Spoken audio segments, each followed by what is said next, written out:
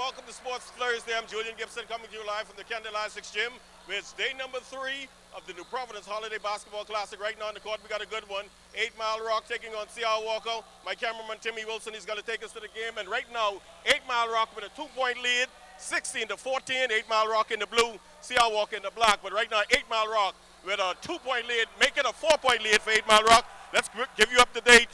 Bring you up to date on some scores earlier today. We had C.C. Sweeting Cobras beating St. George's 41-29. Exuma beat Bimini 51-31. St. Salvador got past Doris Johnson 40-26. C.R. Walker got past Kingsway 44-21. Anatole Rogers, they won big over Mastering Yourself 40-8. 8 Mile Rock also got past Princeville 46-28. Algape out of Abaco, they defeated Queens College 50-28. R.M. Bailey got past Centrally Lutheran 37-29. Telios, they defeated C.V. Bethel 49-35. And Algape, in a good ball game, they just edged out R.M. Bailey 51-50. Now showing you that I'm not perfect, I forgot to show you the highlights from Tuesday's game. Let's start with St. Anne's beating C.V. Bethel. Came out a little bit sluggish, but then they regroove, and they played some good ball. You know, hats off to C.V. Bethel. They played very well. I guess my boys just wanted it a little bit more. I feel that we played an excellent game. As Coach said, we started off a bit slow, but as the game went on, we really picked up. We cut down on our turnovers, and we got the score where we wanted it to be. On offense, we kind of executed a bit sluggish at the beginning, but then we really picked up by the grace of God. We were able to execute what our coaches taught us, and we were able to come up with the win. How far can you boys go in the tournament? Well, as far as we'll go, you know, we're on Christmas break, vacation break. We don't have school till next week, so we're ready to go. We're going to take it one day at a time. Yeah, we hope so. We definitely hope so. We have the talent to do it, and we're just going to come out, as he said, play one game at a time and go hard. Go hard. Up next on the court, Coach Kevin K.J. Johnson and the C.I. Gibson Rattlers taking on my good buddy all the way from St. Salvador, S. Braun and the crew. This one would be no match for C.I. Gibson. They would win 62-38. We wanted to come out very aggressive, trying to take care of the basketball, but we still had far too much turnovers as a team. A lot of opportunities we had to execute, we didn't. And that's what this type of tournament, that's what it's all about, sharpening your skills for the next half of our season. So hopefully the next game we play better fundamental basketball. The participation wasn't the best we expected today. We know we were going up a well-coached team, a team with a lot of talent. I thought he would allow me to play another Family Island to get my foot wet a little bit, but he threw me in the ocean with a bunch of sharks, and I'm bleeding to death and say, swim to shore. But nevertheless, I felt like the guys played pretty much their type of basketball, but they strayed away from the plan we had. Folks from the second city would love this one. St. George's, well, they defeated Telios 58-53. Telios played a hell of a game. They played with a lot of heart. Despite what anybody said about them, I mean, you know, the game is decided between 94-50, and they proved that today. I don't want to take anything from them. I just want to congratulate their coach and their team on a very good win. We just need to play better. Well, an update on that score, 8 Mile Rock now leading C.R. Walker 19-14. They got 2 minutes and 14 seconds left in the second quarter, so 8 Mile Rock with a good lead. Now let's show you the highlights from yesterday at the Candlelight 6 Gym. We got all the highlights.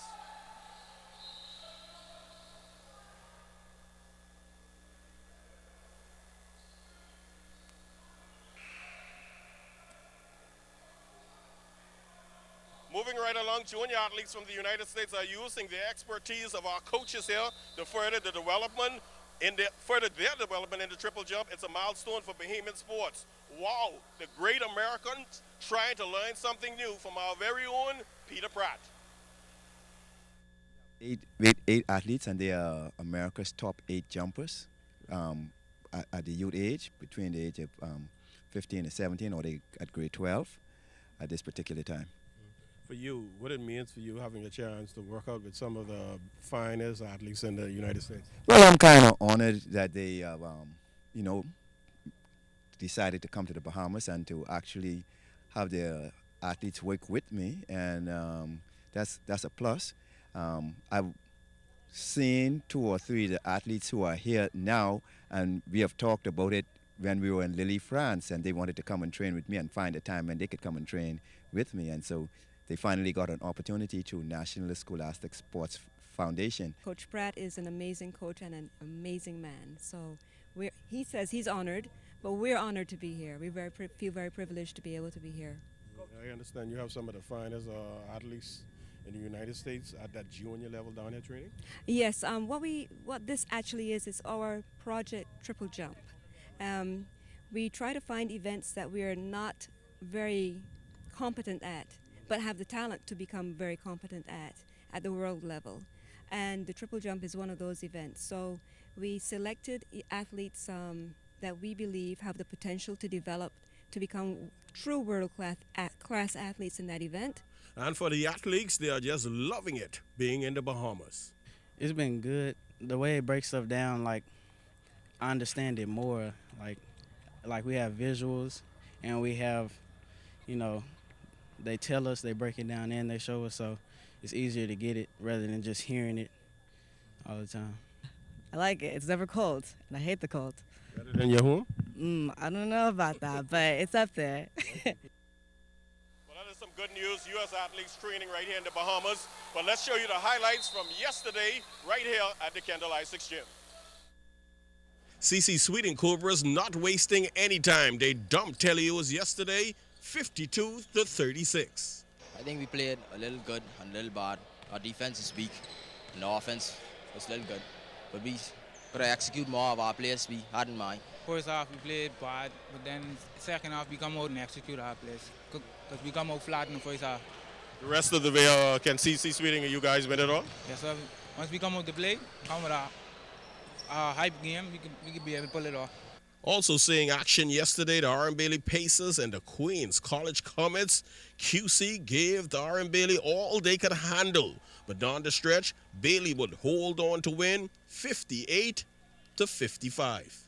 Looked like we still on a ham and turkey break, but we didn't execute the day at all. We didn't move the ball around. We were poorly on defense, but unfortunately we came out with the victory. Thank God for it. How far you expect to go? All the way. Through the grace of God, all the way. Look like you fired the assistant coach. I don't see on the sidelines no more. No, you know I could never fire her. She got a lifetime job with me. So you take the day off? Yes, sir. When I leave ZNS, I want to go into some coaching just like my former colleague Marcellus Hall, but I want to coach at the NBA level. Sellers with the clipboard, drawing up some players. Centrally Lutheran, playing Temple Christian close. Come on, guys, don't stress out the coach. It would be a stressful day, but Temple Christian would hold off Centrally Luther to win 39-36. Even though we won, I think it was all right. We could have played better defense, worked the ball around more, drive more, play harder. We could have hit some more free throws. I blame it on me. I missed a couple free throws, but we plan to come out and play better next game. We had to play hard defense, and we had to hit our shots. We missed a lot of easy shots today, but tomorrow we'll practice on them and make sure we hit them for the next game. And come next year, if all goes well, there'll be a national high school basketball tournament for senior boys and senior girls for the first time. The Ministry of Education and Sports is putting this one on. That tournament is going to be a Sweet 16 format. It'll be a pilot program. The 16 top schools will be invited to play in a national tournament. The other issue that we'll have is that we are not going to get rid of Hugh Campbell. Hugh Campbell is going to be used as a way to screen out those schools, those smaller institutions that have the right, that will get an invitation from after qualifying in that tournament to actually play in the national championship for high schools. There will be one for girls and there will be one for boys. And from track and field, Nivea Smith is home in Grand Bahama for the holidays. Our Ricardo Lightman caught up at the speedster before she heads back to Auburn University. Auburn University track sensation Nivea Smith is home for the holidays and in training. Nivea with an impressive collegiate D1 season, Central American and also Caribbean 200-meter champion. Her appearance at the IAAF World Championships in the 200 meters and silver medalist at the Nationals, she thought she should have done a whole lot better. Last year wasn't as good as I wanted it to be. I had a lot of high hopes for myself, especially in the collegiate season, but I guess it didn't happen, and World Games was not that great, but hopefully the Olympics will be a lot better. She heads back to Alabama January 2nd and back to school. It took some time for her to get adjusted. It was crazy for a while until she settled down and straightened out. After 3 years, I guess I don't have a choice but to understand now. And my coach told me the other day it took me 4 years to get things right, so hopefully this year will be a lot better. Let's go forward to 2012. You got indoors coming up very, very shortly. How do you feel about that? When you run a lot of indoors, and then how do you feel about moving outdoors? This indoor, I'll probably just train through indoor. I'll run a couple meets and get ready for outdoor mainly. And it's my last year, so hopefully I do some big things. Nivea has her sights on the Olympic Games in London in 2012. The IAAF World Championship opened her eyes, and now with that experience under her belt, confidence. It's a bit nerve-wracking. I've never competed on a stage like that in Worlds last year, but I heard the Olympics is a lot different, so hopefully I wouldn't be intimidated. Tell me about the intimidation at Worlds. Tell me what was it like, the atmosphere, and some of the things that you had to adjust to very quickly. I had to adjust to the crowd mainly, and running against people that I've admired for years and watching them on television. It was a bit different being in the same race as them or running on the side of them, but it was fun. Nivea loves the 200 meters and runs 100 meters. Moving up to the 400 meters is still up for discussion. While the new year will be here in 3 days and the Olympics in 8 months, still up for discussion? Well, that's all the time for Sports on a Thursday, but before we get out here, the scores are 22-20, 8 Mile Rock with a 2-point lead. And folks, don't forget, the Buller Edge Class Regatta will get started in Exuma this coming Saturday. Stay tuned, you better forecast, it's still to come.